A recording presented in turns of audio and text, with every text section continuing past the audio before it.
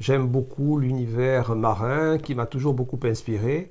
Et là, j'ai commencé, il y a assez longtemps, à collecter, à glaner aussi, comme on peut dire, des bois qui me semblaient, qui me parlaient, qui pouvaient être transformés et utilisés pour des sculptures. Alors, ces bois, je les collecte, je les rassemble, je les trie, les range dans des boîtes, les identifie pour une utilité prochaine et naissent alors dans l'atelier des sculptures, souvent figuratives, avec beaucoup de personnages, des humanités, des gens qui nous regardent, qui nous interpellent, et je n'interviens pas du tout sur les bois, c'est-à-dire que je ne les retravaille pas.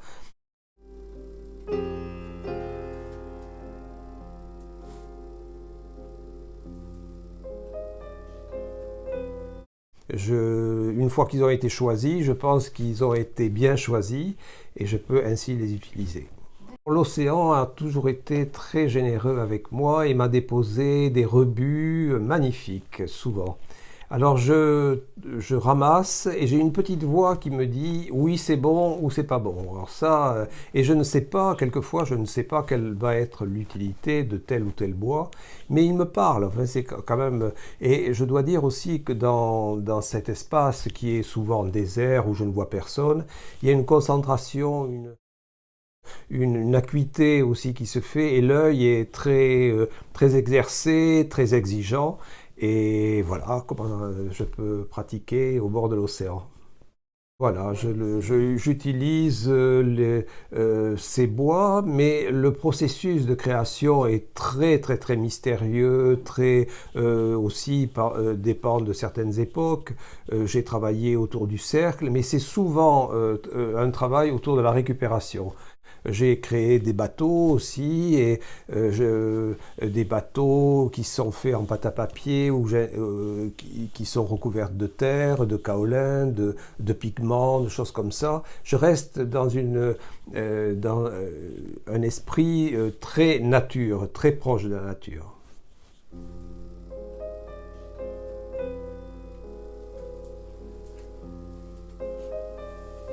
La couleur ne me fait pas peur, je l'utilise avec grande parcimonie, sur la peinture peut-être avec des pigments, mais qui reste toujours dans une chromatique naturelle, souvent des terres, parce que les peintures, je fais souvent une base de terre, de matière terre. Et concernant les sculptures, je ne trouve pas nécessaire de rajouter quoi que ce soit. Les personnages ont souvent des traces de rouille ou encore quelquefois un peu de sable, des petits coquillages, des choses comme ça que je laisse bien sûr parce que c'est les traces des origines que je veux respecter.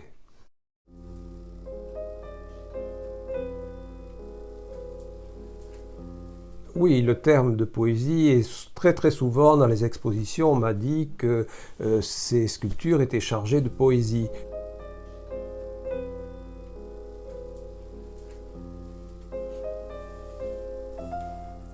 Ça correspond plus à un esprit, à un art de vivre, une façon d'entrevoir la création, la réalisation de mes sculptures, très liée à cette poésie naturelle, pour pas dire naturaliste.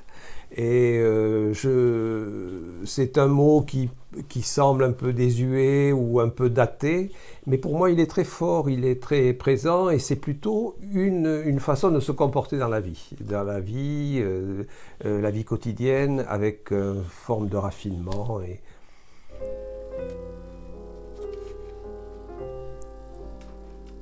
L'utilisation du cercle, mais la philosophie du Tao, depuis très longtemps, m'a intéressé, un peu guidé aussi sur la façon de concevoir la vie, de laisser circuler les énergies, de ne pas opposer le plus et le moins, mais de les laisser circuler, de les laisser s'harmoniser.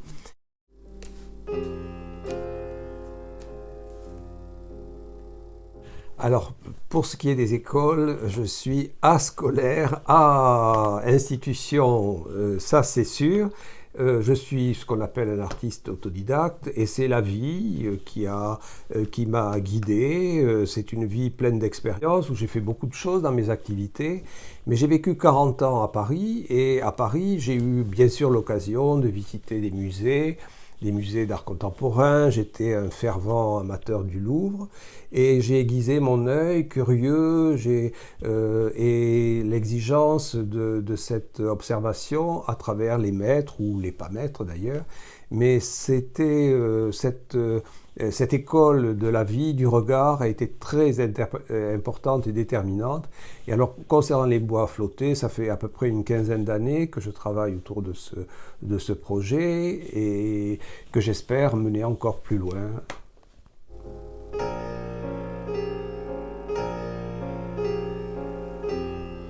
Alors, une phrase peut-être, mais c'est surtout un mot, c'est libre. L'être libre, je suis assez rétif aux dogmes, aux cases à tiroirs, et j'essaie de garder cette liberté authentique et beaucoup de simplicité dans ma démarche.